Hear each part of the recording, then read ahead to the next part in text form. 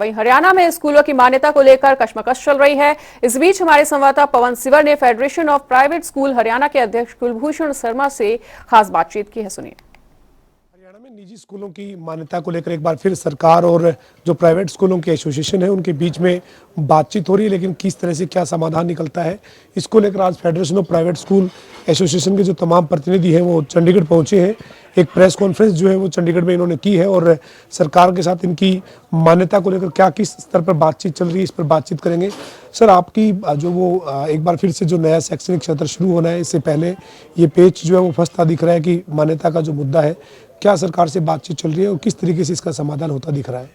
देखिए, जो पेज फंसा था कि 1 अप्रैल से प्राइवेट स्कूल जो जिनके पास अस्थायी मान्यता है वो नहीं कर पाएंगे, वो लगभग ख़त्म हो गया है। माननीय मुख्यमंत्री जी ने इस पे हस्तक्षेप किया और शिक्षा मंत्री जी ने इस पे बहुत ज़्यादा रुचि लेकर, डायरेक्टर महोदय ने रुचि लेकर इस मामले को लगभग ख़त्म कर दिया है। अब हर स्कूल जो है दाखला ले पाएगा और इसका रास्ता जो है माननीय मुख्यमंत्री जी ने निकाल दिया है कि अब एक बहुत बड़ी राहत जो है प्राइवेट स्कूलों को, जो जगह की शर्त थी जिसको हम बार बार कह रहे थे कि हम जगह पूरी नहीं कर सकते, हम जगह पूरी नहीं कर सकते और हमें इसमें और राहत की जो है आपसे चाहत है, तो उन्होंने 25% फ्लैट 5वीं से लेके 12वीं तक अगर किसी भी भूमि का फर्स्ट फ्लोर बना हुआ है तो 25% उसमें छूट दे दी।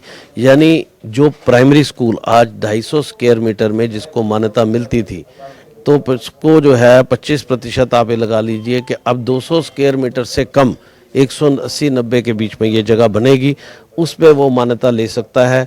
और जो मिडिल स्कूल है वो 450 गज में अब मान्यता ले पाएगा।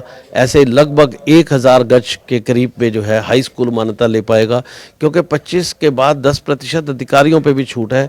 तो ये जो स्कूल अच्छी एजुकेशन दे रहे हैं, अच्छे भवन बन रहे हैं, उनके लिए एक अच्छी राहत इससे मिलकर और बहुत सारे स्कूल इसमें जो अपनी मान्यता ले लेंगे। एक ये अध्याय का जो है समाप्ति मैं कहूँगा हुई। और दूसरे जो स्कूल हमने कहा था कि नहीं भूमि फिर भी नहीं पूरी कर पा रहे, उनके लिए हमने शिफ्टिंग की मांग की थी कि वो शिफ्ट कर लें और पुराने नियम में ही वो शिफ्ट कर लें। तो माननीय मुख्यमंत्री जी ने उस बात को भी माना कि वो शिफ्ट जो है करेंगे तो उन पर पुराने नियम ही लगेंगे।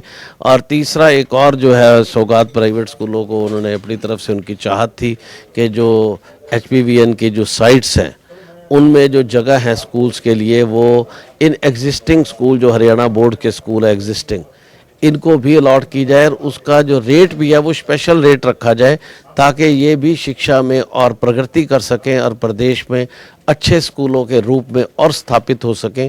तो ये भी उन्होंने कहा कि हम पॉलिसी में एक चेंज करेंगे और जल्दी इन सब चीज़ों की नोटिफिकेशन करके और जो शिफ्ट करेंगे तो 2 साल के लिए उनका समय भी इसमें जो है दिया गया है। कल की बैठक में विशेष बात जो रही, माननीय मुख्यमंत्री जी ने छोटे स्कूलों को भी सस्ते दरों पर जो जमीन देने की बात कही है, इससे अब छोटे स्कूल अच्छा इंफ्रास्ट्रक्चर दे पाएंगे और अच्छी क्वालिटी एजुकेशन देने में सक्षम हो सकेंगे। इसके लिए सरकार की जो पहल है वो सराहनीय है।